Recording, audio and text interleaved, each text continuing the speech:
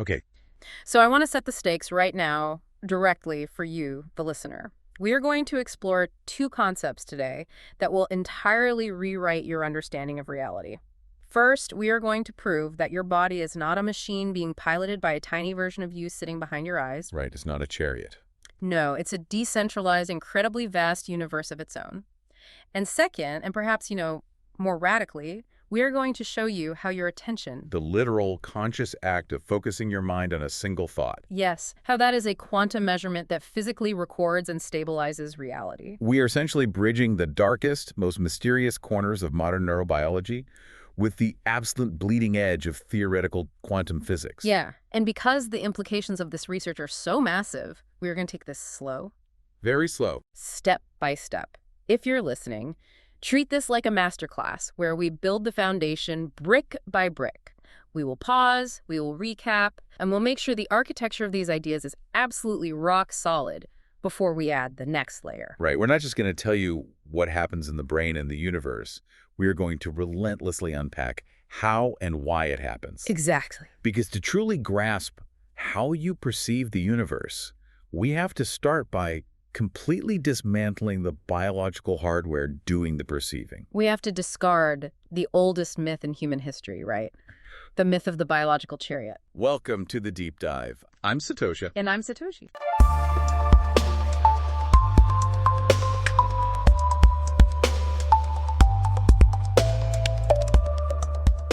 So let's unpack that chariot. For thousands of years, philosophers and scientists have basically operated on the assumption that there is a central command center. Descartes famously thought it was the pineal gland. Right, Descartes. We've always imagined a soul, or an executive pilot, sitting in a control room, gripping the steering wheel, and looking out through the windshield of our eyes. It's an incredibly comforting metaphor. It is. It makes logical sense from a first-person perspective. Yeah. We like the idea of control. Yeah, like if I decide to reach out and pick up a cup of coffee, my arm moves. Therefore, there must be a distinct me that issued that command. Right. But as modern medical science gained the ability to map every single neural pathway, every synapse, every autonomous reflex, well, they found a gaping hole in our logic. They couldn't find the pilot. Exactly. They found a total, undeniable absence of any physical, localized central command center. There is no executive suite in the brain. Okay, I have to push back here immediately because I struggle to accept this on a visceral level. Sure. If there is no central pilot, how do we explain the intense, localized feeling of me sitting right behind my eyes? You can't tell me my body is just a headless machine when I'm the one who decides to, quit a job or move to a new city. Well, it feels like an executive decision, right? Mhm. But the research reveals a profoundly decentralized system. Yeah. What you experience as a unified decision is actually the final, crystallized output of a collective autopilot of staggering complexity. Yeah. The human body operates as a high-fidelity homeostatic system. It functions almost entirely without conscious oversight. Let's use an analogy to ground this. It feels like I'm the captain of a submarine, calling out orders, dive, surface, fire torpedoes. Right. But the biology says I'm not the captain. I'm actually a massive swarm of bees, millions of autonomous agents acting in unison. That's a great way to look at it. But if there is no central captain giving the orders, how does the swarm know what to do? What regulates the heart rate, the breathing, the digestion? So that brings us to the first major piece of our biological puzzle. Yeah. The autonomic nervous system, or the ANS. Okay. This is the true biological autopilot, and it doesn't work by issuing top-down executive commands.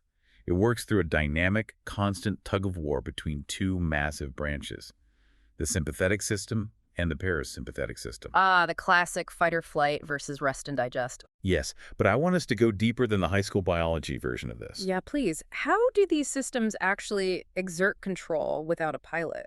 Let's look at the mechanism. The sympathetic nervous system is your energy mobilization network. Let's say a car swerves into your lane on the highway. Okay, terrifying. Right. You don't consciously think, I need to increase my visual acuity, shunt blood away from my digestive tract, and increase my cardiac output. Right, if I had to consciously calculate all of that, I'd be dead before I turned the steering wheel. Exactly. Instead, a decentralized reflex arc triggers instantly. Your adrenal glands, which are located on top of your kidneys, flood your bloodstream with norepinephrine. Norepinephrine. Yeah. And this isn't just a signal. It physically binds to receptors on the smooth muscles of your blood vessels, forcing them to constrict. Wow. It binds to the pacemaker cells in your heart, physically forcing them to fire faster. Your pupils dilate to let in more light.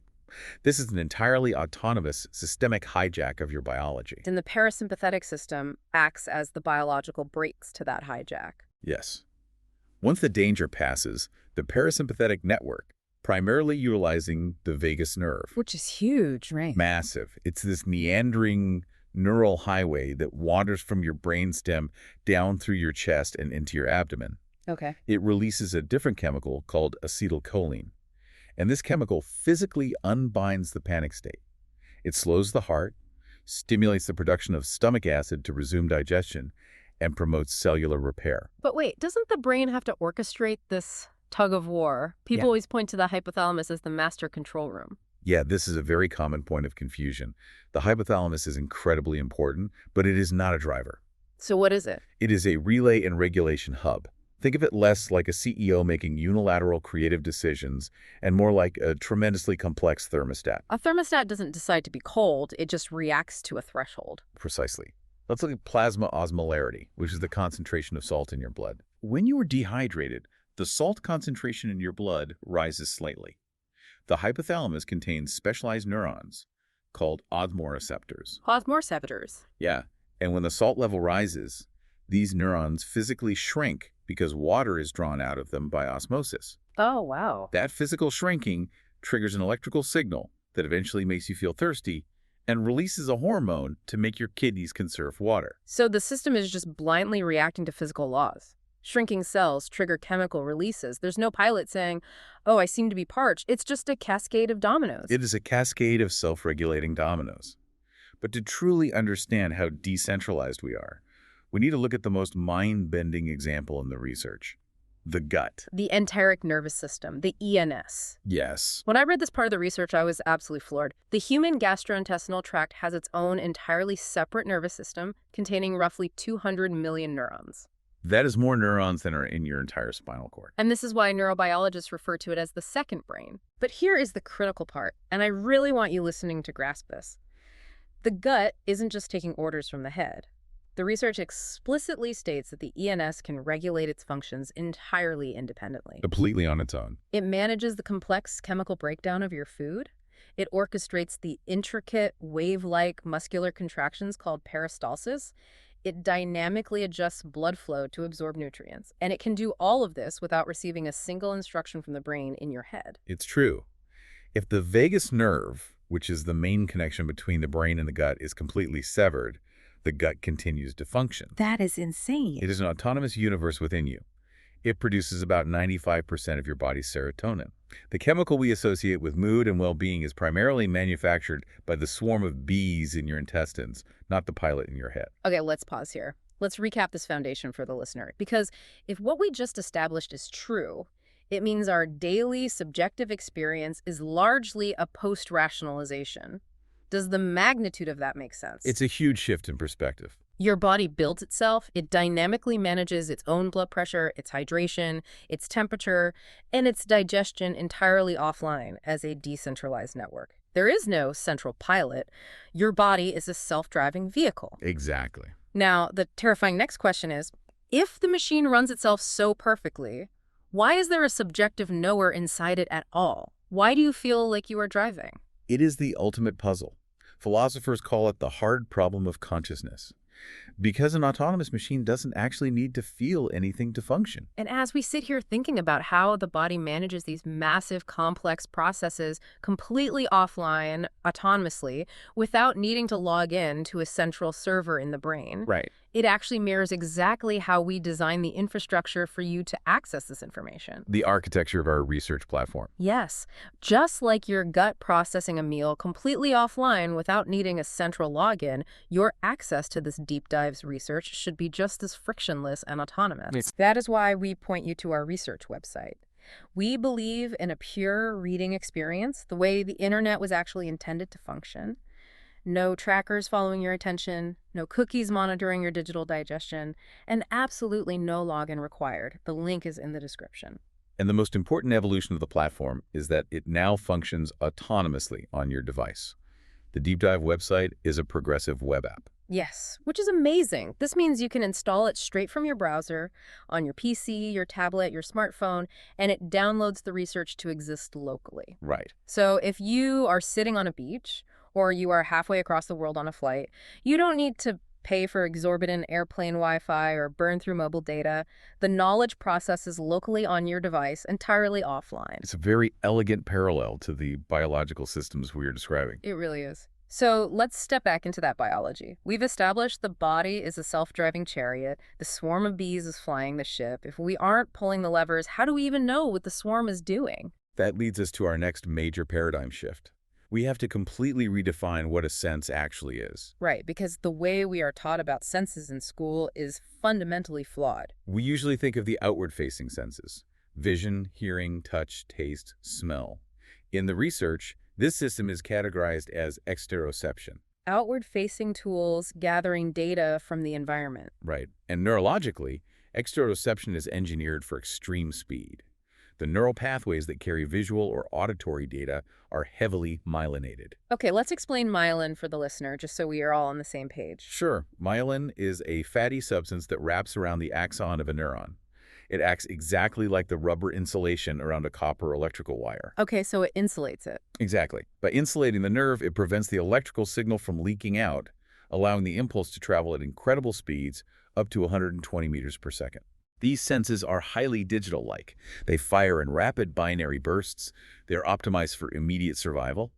A rock is thrown at your head.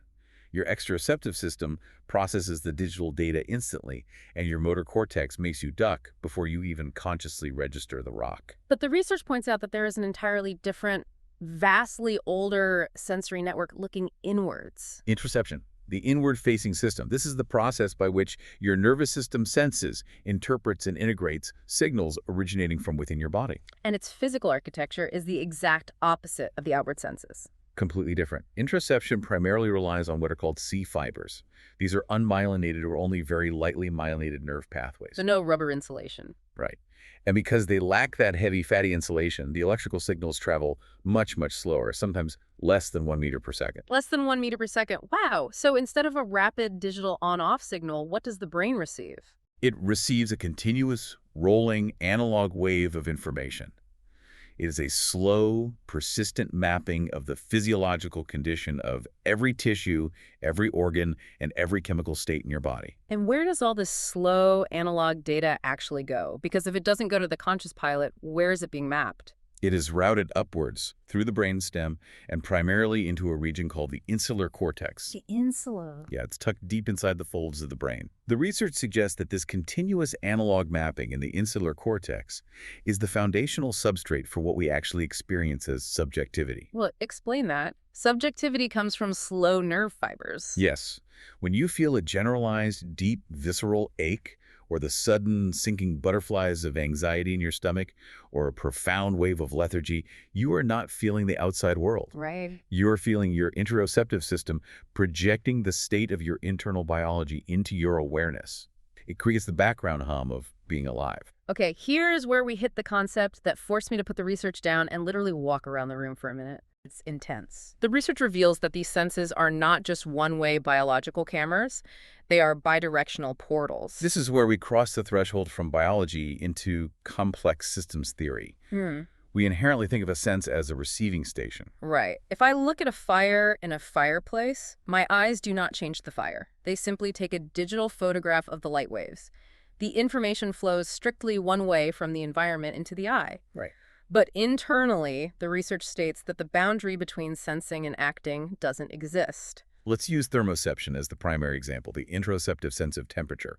When you stepped out into that blizzard in our opening scenario and you felt that freezing cold, your brain wasn't just passively taking a thermometer reading. Okay. The act of feeling cold is an active inference that is physically coupled to the response. Meaning the measurement itself is the trigger? Exactly. The interoceptive neural signal traveling up your spinal cord that says we are losing thermal energy is the exact same loop that initiates the rapid muscle contractions of shivering and the constriction of peripheral blood vessels to save core heat. The sense is the regulation. It's a sensor-effector loop. The measurement and the action are mathematically and biologically entangled. Modern neurobiology forces us to define interoception as not just the ascending sensing of bodily states, but the simultaneous descending regulation of those exact states. You cannot sense your internal biology without altering it. Does that make sense to you listening? I really want to pause and emphasize this. So the senses are the literal interface where the physical universe and your internal biology meet and mutually modify one another in real time. Yes. They are not windows you look through, they are portals you interact through. And that brings us to the most profound threshold of this entire deep dive. If the senses are a two-way portal, if observation alters the internal state, what exactly is happening on the other side of that portal when we look outward? Yeah, what happens to the universe when we observe it? To answer that, we have to leave the wet, squishy biology of the brain and step into the fiercely debated, mind-bending realm of theoretical quantum physics. Here we go. Because the research drives us straight into the quantum nature of reality itself. And our guide for this transition is the legendary physicist John Archibald Wheeler. Wheeler was a colleague of Einstein and Niels Bohr, and he proposed a concept that shook the foundations of science: the participatory universe hypothesis. Right. Let's take this very deliberately because this completely breaks how we naturally assume the world works. Let's make sure we get this right. So the classical view of physics, Newtonian physics, assumes that the universe exists as a giant, static, clockwork mechanism. Right. A mountain is a mountain, a star is a star, and they exist in a definite physical state entirely independently of whether anyone is looking at them.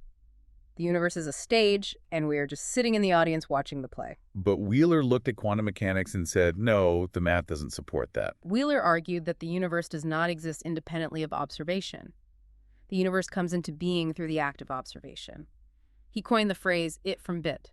It from bit. Let's define that. It means that every physical thing in the universe, every it, is ultimately derived from information, every bit.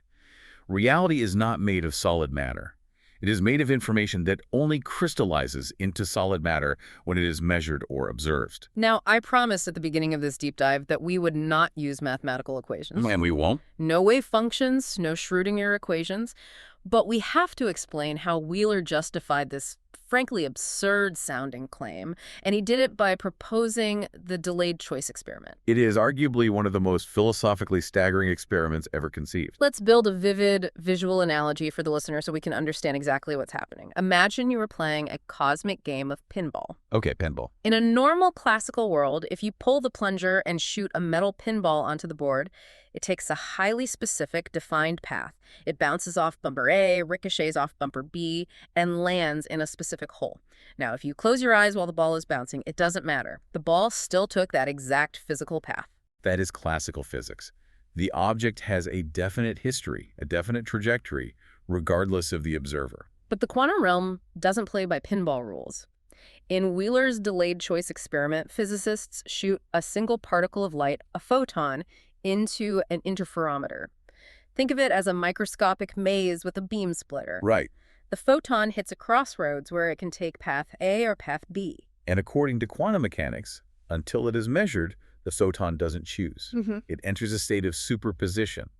It exists as a cloud of probability, traveling both path A and path B simultaneously as a wave of potential. And here is where the experiment gets truly unbelievable. The physicists wait until after the photon is past the crossroads in the maze. It's already past the split. Yes, the photon has already navigated the beam splitter. Then, at the very last possible microsecond, before the photon hits the back wall of the maze, the scientists make a choice. They decide whether to measure which path the photon took or to not measure it. And the results of this experiment, which have been proven repeatedly in modern laboratories, defy all common sense. What happens? If the scientists choose to measure the path, the photon hits the back wall as a single, solid particle, acting as if it had traveled one definite path the entire time. But if they choose not to measure it? If they leave the detectors off, the photon hits the back wall as an interference pattern. It acts as a wave, proving it traveled both paths simultaneously. I want to repeat this, and I want you to really think about the implications. A choice made by a conscious observer in the present moment, the simple choice to look and measure, retroactively determines the physical history of the particle. It's incredible. The measurement in the present reaches back in time and forces the photon to have chosen a single path. Your observation locks in its history. And Wheeler didn't just apply this to a lab bench. He extended it to the cosmos. He went way bigger. He suggested a thought experiment where we observe light from a distant quasar that has been traveling around a galaxy for billions of years. He argued that the act of an astronomer pointing a telescope at that light today literally collapses its wave function, pulling it out of a billion-year state of probability and actualizing its history in that exact moment. So if we tie this back to our biological portal, the knower, the observer, we are not passive witnesses sitting in a dark theater watching the universe happen. We are participators in the actualization of reality. Exactly. Every single time we focus our attention, every time we process sensory data, we are extracting bits of information from the quantum foam of possibility, and we are forcing potentiality to crystallize into hard reality. We are constantly recording measurements onto what the physical research calls the quantum register. The universe is an ongoing ledger of observations. Okay, but I have to aggressively push back here. I expected you might. This is where my brain starts to reject the premise. Because if I accept this, if I look at a massive oak tree in a park, and my observation collapses the quantum wave functions and creates the reality of that tree, why do you see the exact same oak tree when you look at it? It's a valid point. If perception is just my private act of collapsing probabilities, are we all just walking around sharing a massive hallucination? How does the tree stay there when we both turn our backs and walk away? It is the most vital question you can ask, and it prevents quantum mechanics from sliding into pure solipsism. To answer it, the research introduces the brilliant theoretical physicist Wojciech Zurek and his framework known as quantum Darwinism. Quantum Darwinism. Survival of the fittest, for information. Exactly. Zurek solves the shared hallucination problem by realizing that we are ignoring the most important part of the universe. The environment. The environment. We tend to think of the vacuum of space or the air around us as empty nothingness. But Zurek says the environment, the trillions of air molecules, the cosmic microwave background radiation, the billions of photons bouncing around, it acts as a relentless, active, physical monitor. Okay, explain the mechanism. How does air monitor a tree? It's a process called decoherence. When a quantum system, let's say the subatomic particles making up the bark of that oak tree, interacts with an air molecule, the quantum state becomes entangled with the environment. Okay. The air molecule hits the bark and bounces off. When it bounces off, it carries away a tiny fragment of information about the physical state of that bark. So it scatters the information? Yes. And because the tree is being bombarded by trillions of photons and air molecules every microsecond, the tree is constantly imprinting its physical state into the surrounding environment. It leaves millions of redundant, robust copies of its information scattered throughout the atmosphere. These stable copies are called pointer states. Oh, I see. So the tree isn't just sitting there passively. The tree is aggressively broadcasting its existence by imprinting its data onto the light and air around it. Exactly. The environment forces the tree to decohere from a quantum probability into a classical reality. Yeah. So when you and I walk through the park and look at the oak tree, we are not privately collapsing a new tree into existence with our minds. We're not hallucinating it. No. We are both intercepting and reading different redundant copies of the information that the tree has already imprinted into the environment. You read a photon that bounced off the left side. I read a photon that bounced off the right side. And because all the copies agree with each other, we reach a consensus. We reach a consensus reality. The universe survives its quantum weirdness by making millions of copies of itself. Perception is a physical interaction. You're reading an imprint, and by absorbing that photon into your retina, you are participating in the recording of that specific measurement onto the quantum register. The environment is constantly flooded with redundant copies of information waiting to be observed to create a consensus reality. And truthfully, that mechanism, distributing redundant copies of information into the environment so that multiple observers can interact with it and reach a consensus, is exactly what we are asking you to do right now. We need to create a consensus reality for this deep dive. Yes. Zurek's entire theory rests on the idea that objective reality only emerges when multiple copies of information are left around the environment for observers to find. We want to create our own consensus reality here. So we are asking you to leave redundant copies of this deep dive across your digital environment. It's how ideas survive. If you geek out on deep, intricate topics like quantum biology, systems control, and human consciousness, we need you to share this with your friends. We are already leaving our audio copies across the ecosystem. You can find this on all the major platforms, Fountain.fm, Spotify, Apple Podcasts, and YouTube Music. All the links are available on our research website, linked in the description. And if you prefer to absorb information visually, we are leaving copies there too. For short-form visuals, you can find us on YouTube and Spotify under the project name Slopcast. Now, as our core community knows, we are actively experimenting with building long-form video, and we are using the Mosaic AI video editor to do it. So think of the short videos as still in a beta testing phase. We desperately want your feedback on them. Our guiding philosophy for the video side is to keep it clean, calm, and completely free from the hyperkinetic distractions that dominate modern media. Which is why we have a major recommendation. Mosaic recently launched a brand new app called Motion. It is phenomenal. It is engineered exactly for our kind of content, minimalist, focused, premium pacing. We highly recommend our community check it out. We've put the link in the description. All right, let's pull all of these threads together because we are about to enter the most complex part of the research. Let's do it. We have a biological body that operates as a decentralized swarm of autonomous systems. We have interoceptive senses that act as bidirectional portals. And we have a quantum universe that relies on observation and environmental decoherence to lock into a consensus reality. Which brings us to the most glaring, unresolved question of this entire deep dive. If my body is just a swarm of bees acting autonomously, how does the system decide what to observe? Right. If there is no pilot steering the camera, how do I focus on a specific tree in the park instead of the clouds or my own heartbeat? The answer lies in the mechanical architecture of attention and the construct of the ego. And to dissect this, the research introduces one of the leading models in cognitive science, global workspace theory, or GWT. Global workspace theory, developed by Bernard Bars. Let's break down the mechanics of this theory. Remember how we established that your body and your brain are doing millions of complex tasks simultaneously? Your ENS is digesting food, your visual cortex is processing light, your brainstem is managing breath. It's an architecture of massive parallel processing. Millions of specialized networks working unconsciously in the dark. The swarm of bees operating independently. Right. But consciousness, your active subjective awareness, cannot process millions of things at once. Consciousness, according to GWT, is a strict serial bottleneck. Okay, a bottleneck. You can only hold a very, very small amount of information in your conscious mind at any exact microsecond.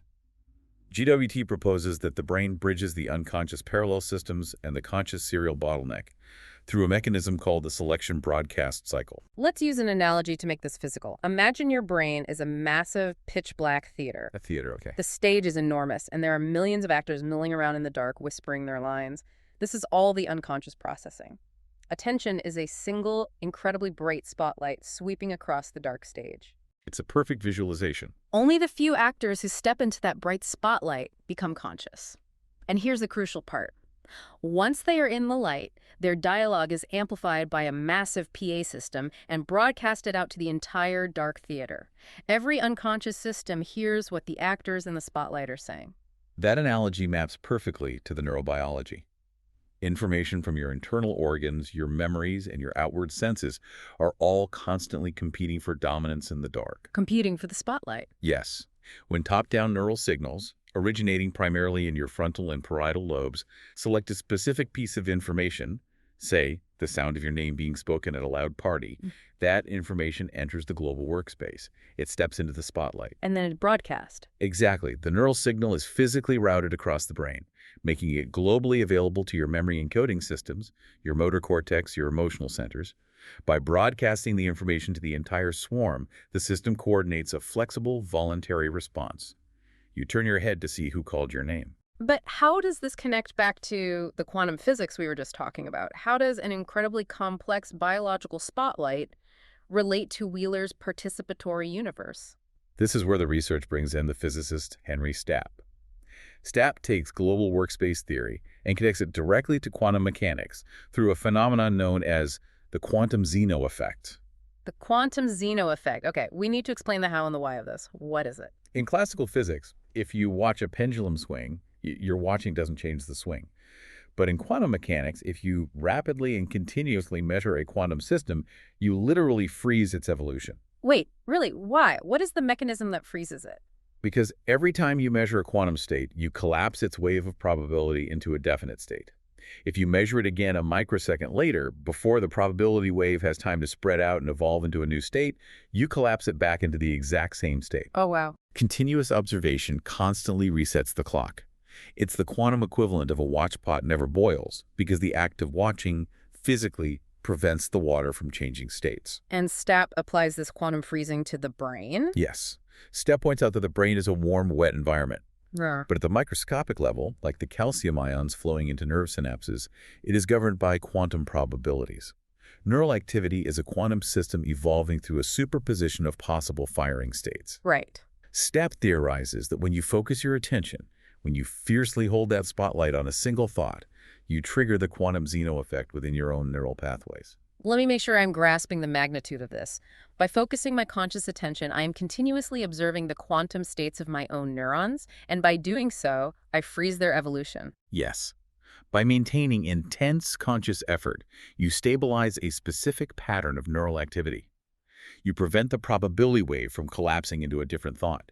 You hold an intention in place long enough for it to override the biological autopilot and trigger a macroscopic physical action, like getting out of bed when you're exhausted. That is awe-inspiring. My willpower, my conscious intent is not just a psychological feeling.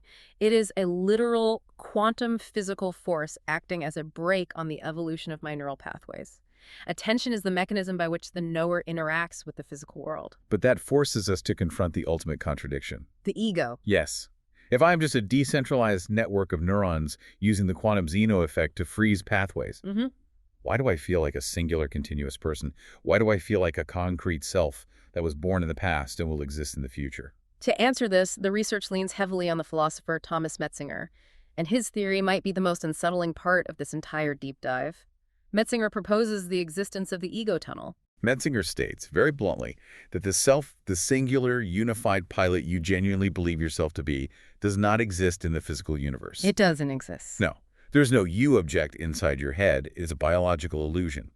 Instead, your brain generates what he calls a phenomenal self model, or a PSM. A phenomenal self model, a simulation. Exactly. Your brain takes the chaotic, massive stream of data from your slow, interoceptive senses, your heartbeat, your digestion, your chemical states, and merges it with the rapid exteroceptive data, vision, hearing, touch. It takes all of that and builds a unified 3D virtual avatar. It creates a model of your body, assigns it an emotional state, and places it in a simulated rendering of space and time. Okay, but if I am just a virtual avatar inside a simulation generated by my own brain, why don't I realize I'm in a simulation? Why does this reality feel so undeniably, solidly real? Because of a mechanism called transparency. Transparency. Explain how that works. The brain's generation of the phenomenal self-model is completely transparent to the model itself. You cannot see the simulation as a simulation. You look right through the computational process, like looking through a perfectly clean pane of glass. Oh, okay. I see. You don't see the glass, you only see the world outside. You don't feel your visual cortex processing photons, you just see an apple. So my brain is projecting a high-definition simulation of reality, and it places a virtual avatar of me directly in the center of it, but it completely hides the source code for me. So I believe the projection is base reality. Why would evolution do that? Why deceive us so thoroughly? For survival and energy efficiency. Evolution designed the ego tunnel to filter out the overwhelming, chaotic, infinite reality of the quantum universe. If you could perceive the decoherence of photons or feel the 200 million neurons of your gut debating chemical breakdown, you would be paralyzed by information overload. Right. The ego tunnel presents you with a drastically simplified, low-dimensional projection where a tiger is just a tiger and you need to run. Let me pause here. I am not going to ask if you are tracking with us, because I know you are. I want to emphasize the stakes of what we just uncovered. You do not feel your neurons firing. You do not feel the quantum foam collapsing around you. You don't feel the swarm of bees maintaining your homeostasis. Why? Because your biological hardware intentionally hid its own source code from you. It built a wall. It built an ego tunnel, painted the walls with colors and sounds that literally only exist inside your neural simulation, and placed you in the center to keep you focused on surviving. It is the ultimate virtual reality headset, and you can never take it off because the headset is built out of the very biology generating your awareness. The sheer computational power required to maintain that clean, filtered projection is staggering. It is. And as I think about how the brain takes this massive, chaotic sea of quantum noise, relentlessly filters it, polishes the data, and presents a clean, high-contrast simulation inside the ego tunnel, I realize that this exact process of extreme filtration and polish is precisely how we produce these deep dives. The production process is a mirror of the cognitive process. It truly is. Listeners constantly reach out asking how these episodes actually come to life. How do we synthesize this density of information? It starts with you, the listener. You send us the raw research. We read it, debate it, and obsess over finding the hidden narrative thread. And then we bring in the heavy computational power. We unleash Gemini Pro to act as our internet detective. We use it to scour the digital environment, exploring every nuance and counter-argument of the topic. But AI models are like the chaotic quantum foam. They generate noise and go off on wild tangents. So we have to chase and tame those AI hallucinations with highly specific prompt kung fu. We manually validate every claim across thousands of signals. Then comes the human synthesis. We handcraft the narrative. We painfully refine every single word to compress massive theories into tight, no-fluff audio. We design the soundscape, the mood, and the visuals. And when it comes to the visual presentation, we rely on Mosaic. Yes. We build our motion graphics with Mosaic. Because just like the brain filters out quantum noise so you can survive, we use Mosaic to filter out visual noise so you can learn. We focus on minimalist, clean, high-contrast typography, simple geometric accents, subtle kinetic text reveals. We prioritize strong visual hierarchy and massive amounts of white space to create a calm, premium pacing. Mosaic is an absolute game changer when it comes to transforming dense, chaotic data into a pristine visual simulation. It allows us to build a transparent window to the information. Exactly. Okay, we need to dive back into the research because we are approaching the final, most consequential frontier of this deep dive. We have established that we are a decentralized biological swarm. We are using our bidirectional senses to observe and collapse a participatory quantum universe, all while trapped inside a simulated ego tunnel. It paints a rather claustrophobic, deterministic picture of human existence. It really does. The immediate visceral question is, can we break out? Can we look at the glass instead of just looking through it? In computer science terms, is there a way to gain root access to our own biological operating system? The research suggests that it is possible, and it lies in the dedicated pursuit of metacognition and interoceptive awareness. Let's define the tools for the breakout. Metacognition. Metacognition, simply put, is thinking about thinking. It is the ability of the cognitive system to step back and monitor its own processes. And interoceptive awareness, as we discussed earlier, is the specific ability to consciously monitor those slow, analog, internal bodily signals. Tuning into the gut, the heart rate, the visceral temperature. Right. But the research highlights a fascinating vulnerability. Most modern humans have profoundly terrible interoceptive accuracy. What does that actually look like in a clinical setting? If you put an average person in a quiet room and ask them to accurately count their own heartbeats without physically touching their pulse, they fail miserably. Yeah. Their internal simulation, their ego tunnel, has filtered out that baseline biological noise so effectively that they have entirely lost conscious access to the raw data of their own physical body. They are completely trapped in the transparency of the simulation. They think the avatar is real. Yes. But neuroplasticity dictates that this accuracy can be heavily trained.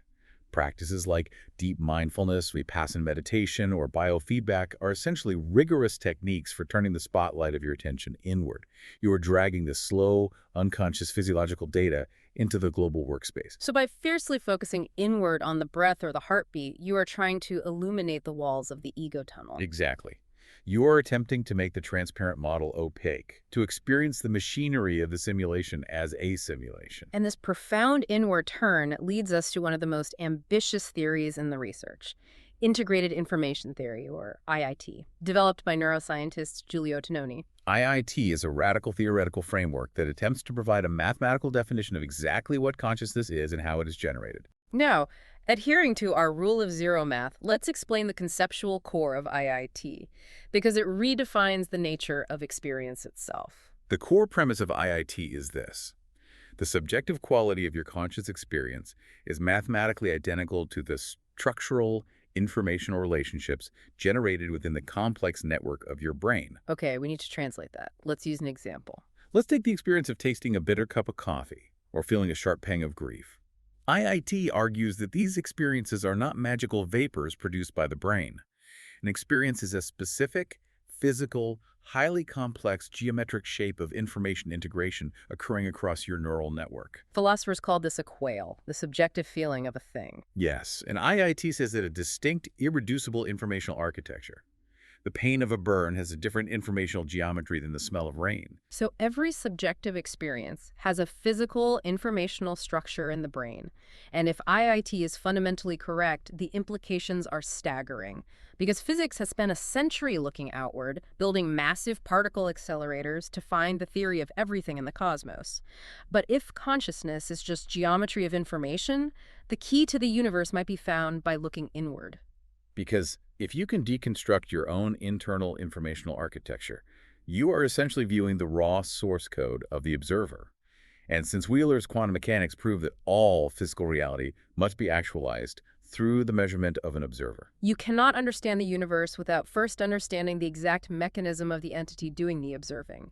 Knowing yourself is the absolute prerequisite for knowing the physics of reality. Which brings us to the final mechanism the research explores, a concept called the black box model of the observer, and a biological miracle called the Efron's copy. Let's start with the black box. This ties the biology back to the quantum physics of observation. The black box model forces us to acknowledge that the observer, you, is irrevocably coupled to the environment.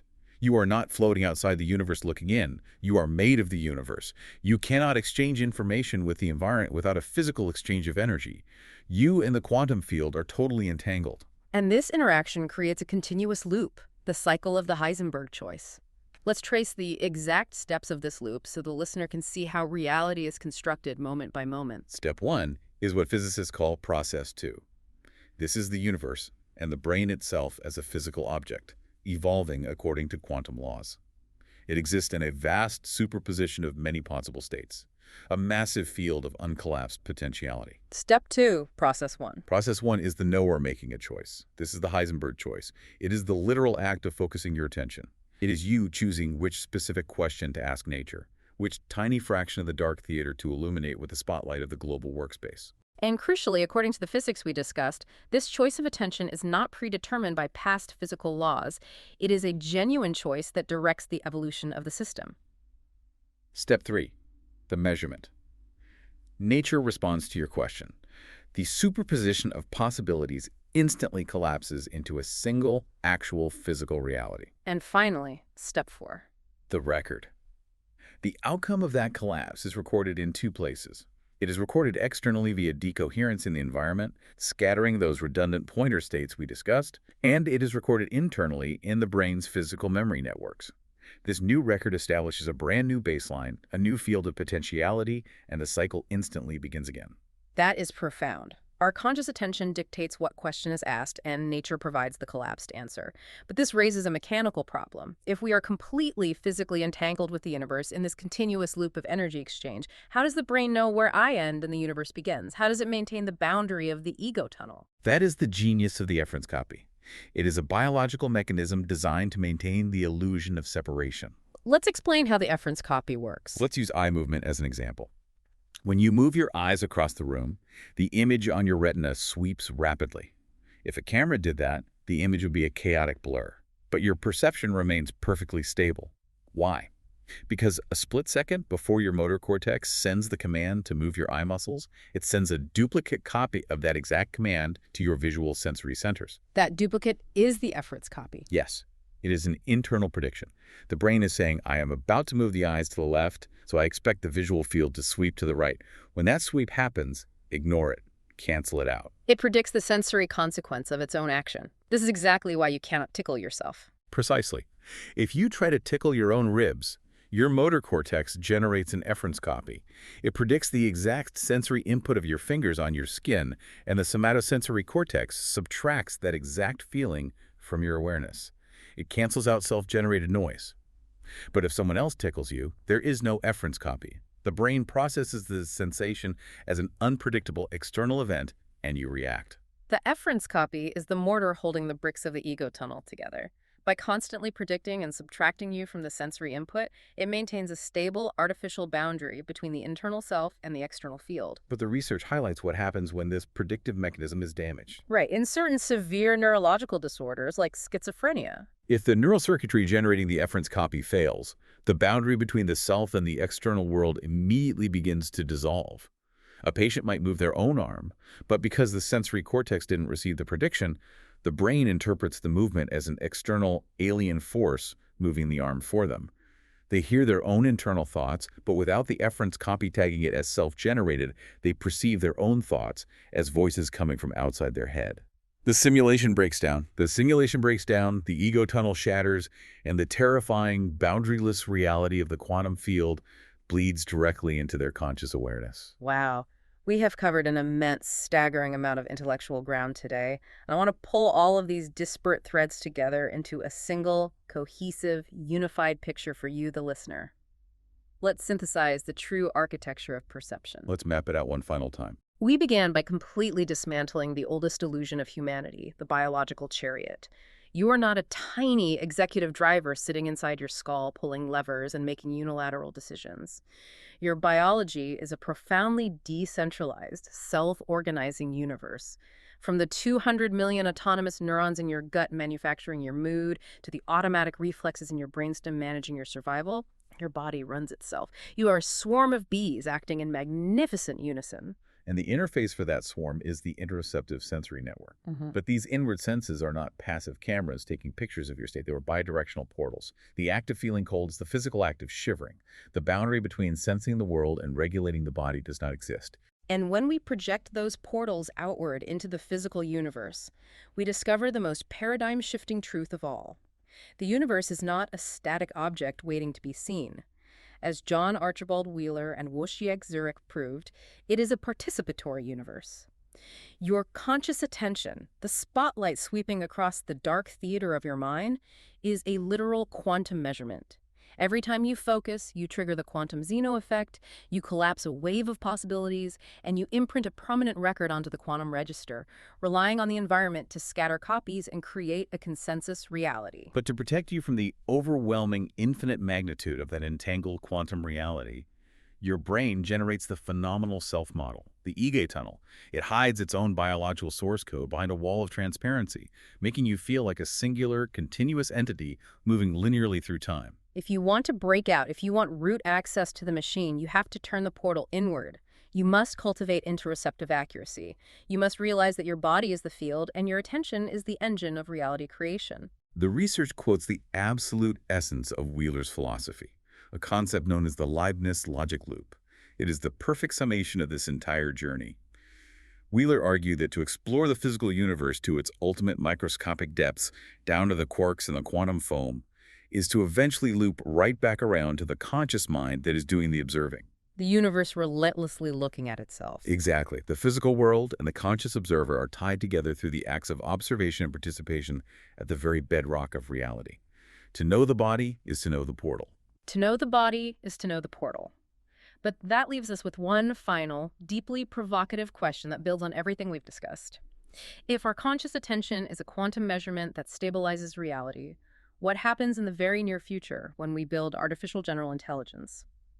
If an AGI processes information, looks at the world through sensors, and directs a mathematical form of attention, does the AGI collapse quantum wave functions?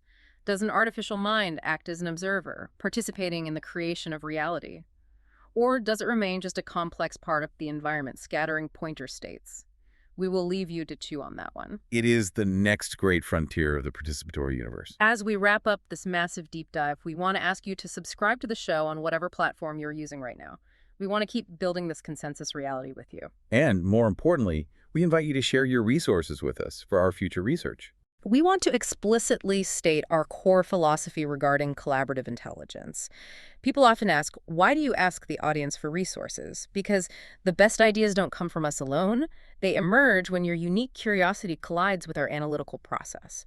In one line, your signals to our synthesis, to AI acceleration, to human obsession, to distilled insight. That is the mission. That is the ultimate flow of collaborative intelligence. We want your help in creating a true symbiosis of artificial and natural intelligence. Particularly, if you are listening to this right now and you possess specific, deep expertise in theoretical neuroscience, quantum mechanics, or clinical metacognitive psychology, please reach out, send us your research, help us map the blind spots of the ego tunnel that we cannot see ourselves. We need your signals to guide the spotlight. Remember the metaphor we started with? The shattered windshield of the biological chariot, the comforting illusion that you are just a driver inside a machine? The machine is gone. You are the road, you are the motion, and you are the conscious light illuminating the path. The universe is waiting for you to measure it. Keep searching, keep the quest on. See you on the next deep dive. I'm Satosha. And I'm Satoshi.